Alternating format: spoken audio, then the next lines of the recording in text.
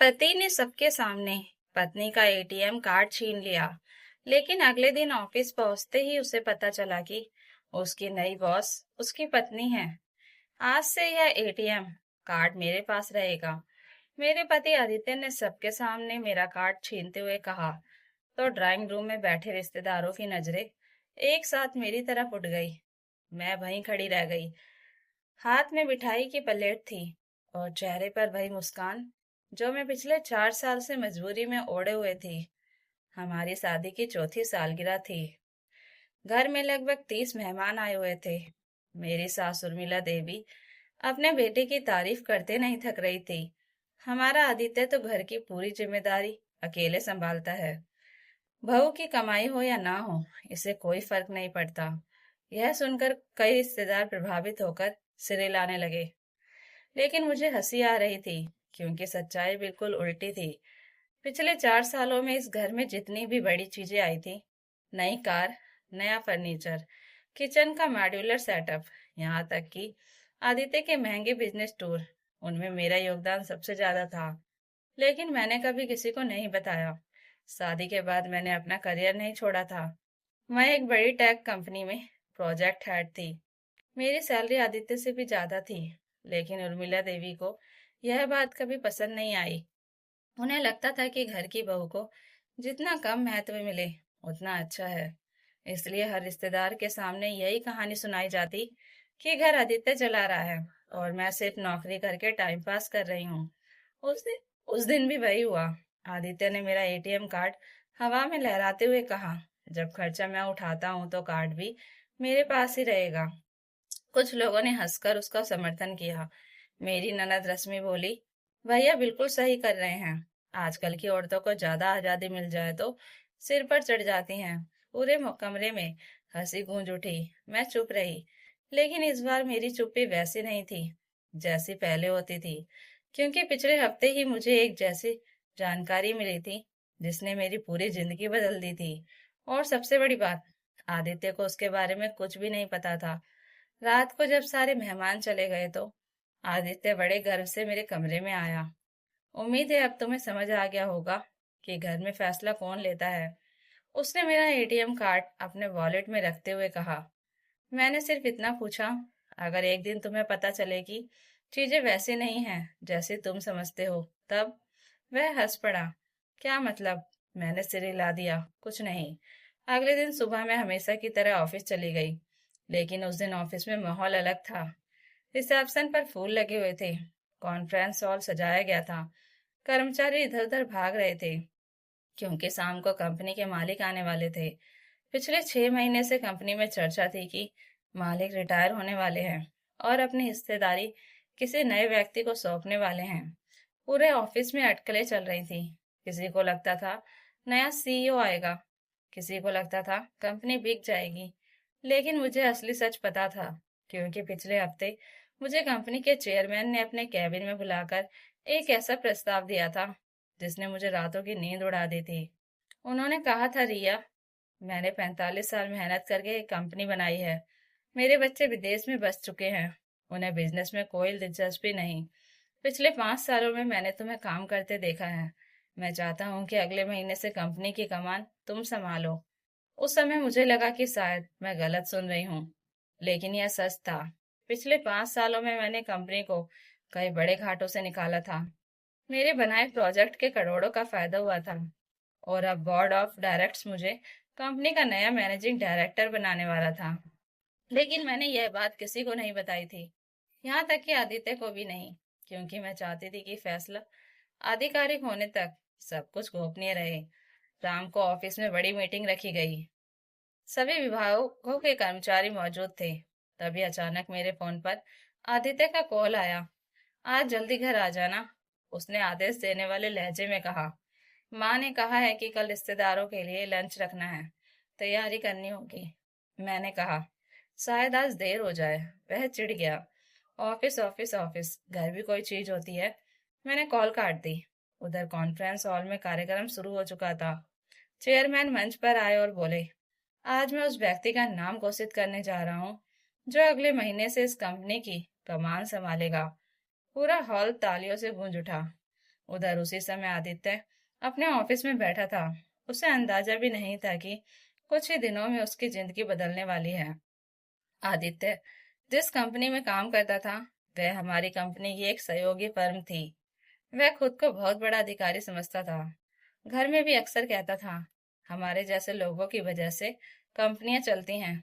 लेकिन उसे यह नहीं पता था कि जिस नई प्रबंधन टीम का गठन होने वाला है, उसके फैसले उसके करियर पर भी असर डालेंगे।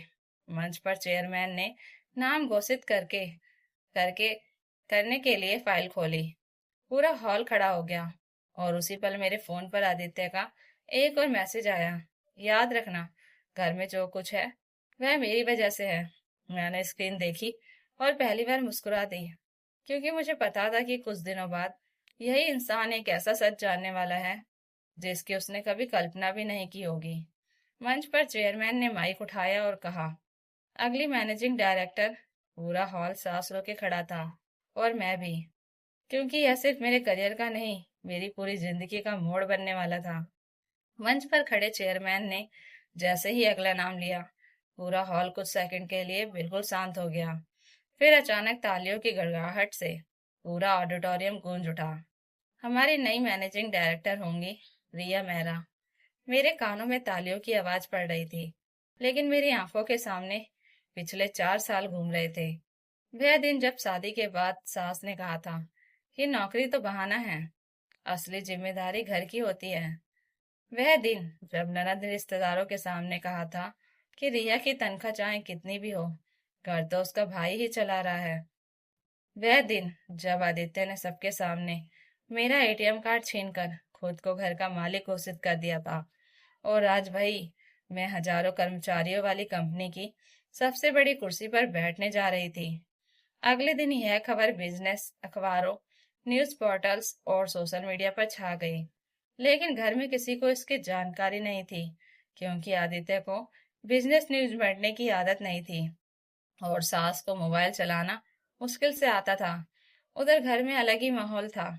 उर्मिला देवी सुबह से रिश्तेदारों को फोन करके बता रही थी कि कैसे उनके बेटे ने बहू को काबू में कर लिया है। दोपहर को आदित्य ऑफिस गया तो वहां एक और झटका उसका इंतजार कर रहा था। उसकी कंपनी को हमारी कंपनी के साथ एक बड़ी मीटिंग के लिए बुलाया गया था। कॉन्फ्रेंस रूम में सभी लोग बैठे थे। आदित्य भी अपने मैनेजर के साथ पहुंच गया। तभी दरवाजा खुला और मैं अंदर आई। पूरे कमरे में मौजूद लोग सम्मान में खड़े हो गए। आदित्य पहले तो समझ ही नहीं पाया कि क्या हो रहा है। फिर उसने सामने लगी स्क्रीन पर मेरा नाम देखा, रिया मेहरा, मैनेजिंग डायरेक्टर। उसके चेहरे का रंग उड़ गया और उसकी आंखें फटी की फटी रह गई। उसे लगा शायद कोई मजाक हो रहा है, लेकिन अगले ही पल सभी वरिष्ठ अधिकारी मेरे स्वागत में तालियां बजाने लगे। मैं सीधे अपनी कुर्सी पर जाकर बैठ गई। आदित्य वहीं खड़ा रह गया। मीटिंग शुरू हुई। मैंने पूरे आत्मविश्वास के साथ प्रेजेंटेशन दिया। जिन प्रोजेक्ट्स पर चर्चा हो रही थी, उनमें से कई पर आदित्य की टीम भी काम कर रही थी। पहली बार उसे एहसास हुआ कि जिस महिला को वह घर में नीचा दिखाता रहा, वह प्रोफेशनल दुनिया में उससे कई कदम आगे निकल चुकी है। मीटिंग खत्म हुई तो उसके मैनेजर ने उसके कान में कहा, यार, तूने कभी बताया नहीं कि मैडम तेरी पत्नी है। लेकिन आदित्य के पास कोई जवाब नहीं था। शाम को वह घर लौटा तो उसके चेहरे पर अजीब सा तनाव था। सास ने पूछा, क्या हुआ? उसने कुछ नहीं कहा। लेकिन अगले दिन सुबह जब अखबार आया और पहले पन्ने पर मेरी फोटो छपी दिखी, तब उर्मिला देवी के हाथ कांप गए। बड़े अक्षरों में लिखा था, टेक इंडस्ट्री की नई ताकत, रिया मेहरा बनी समूह की सबसे युवा मैनेजिंग डायरेक्टर। उर्मिला देवी कुछ सेकंड तक फोटो देखती रह गई, फिर बोली, यह हमारी रिया है।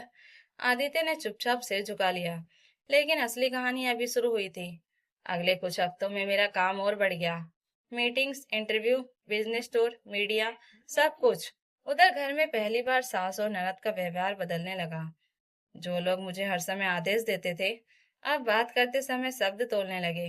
लेकिन मैं जानती थी कि यह सम्मान नहीं, स्थिति बदलने का असर था। एक दिन रात को मैं ऑफिस से लौटी तो देखा घर में रिश्तेदार आए हुए थे। वही लोग जो सालों से आदित्य की तारीफ करते नहीं थकते थे। जैसे ही मैं अंदर गई, सब खड़े हो गए। कोई मेरी सफलता की बातें करने लगा, कोई मेरी फोटो अखबार में देखने की। तभी मेरी ननद रश्मि मुस्कुराकर बोली, भाभी, हमें तो पहले से पता था कि आप बहुत आगे जाएंगी। मैं उसकी तरफ देखकर मुस्कुरा दी, क्योंकि मुझे अच्छी तरह याद था कि यही लड़की कुछ महीने पहले मुझे सबके सामने कह रही थी कि नौकरी करने वाली औरतें घर नहीं संभाल पाती। लेकिन उस रात कुछ ऐसा हुआ जिसने सब कुछ बदल दिया। खाने के टेबल पर बैठे बैठे एक रिश्तेदार ने मजाक में पूछ लिया, आदित्य बेटा, अब तो तुम्हारी पत्नी तुमसे बहुत बड़ी अधिकारी हो गई है, कैसा लगता है? पूरा कमरा चुप हो गया। आदित्य ने पहली बार खुलकर मेरी तरफ देखा। उसके चेहरे पर शर्म थी। उसने धीरे से कहा, सच कहूं तो मुझे गर्व होना चाहिए था, लेकिन मैं हमेशा तुलना करता रहा। मैं खुद को बड़ा साबित करने में लगा रहा और भूल गया कि मेरी पत्नी कितनी मेहनती है। कमरे में बैठे लोग हैरान थे, क्योंकि पहली बार आदित्य ने अपनी गलती स्वीकार की थी। लेकिन मेरे लिए सबसे बड़ा पल अभी बाकी था। उसी समय उर्मिला देवी उठी और मेरे सामने आकर खड़ी हो गई। फिर उन्होंने वह बात कही जिसकी मैंने कभी उम्मीद नहीं की थी। रिया, मैंने हमेशा तुझे कम समझा। मुझे लगता था कि बेटा ही घर की असली ताकत होता है, लेकिन आज समझ आया कि घर की ताकत वह होता है जो परिवार को आगे बढ़ाए, चाहे वह बेटा हो या बहू। उनकी आंखों में आंसू थे। पूरे कमरे में सन्नाटा छा गया। मैंने कुछ नहीं कहा, क्योंकि 4 साल का दर्द 2 मिनट में खत्म नहीं हो सकता था। लेकिन पहली बार मुझे लगा कि शायद उन्हें अपनी गलती का एहसास हो रहा है। कुछ दिनों बाद कंपनी की सालाना मीटिंग थी।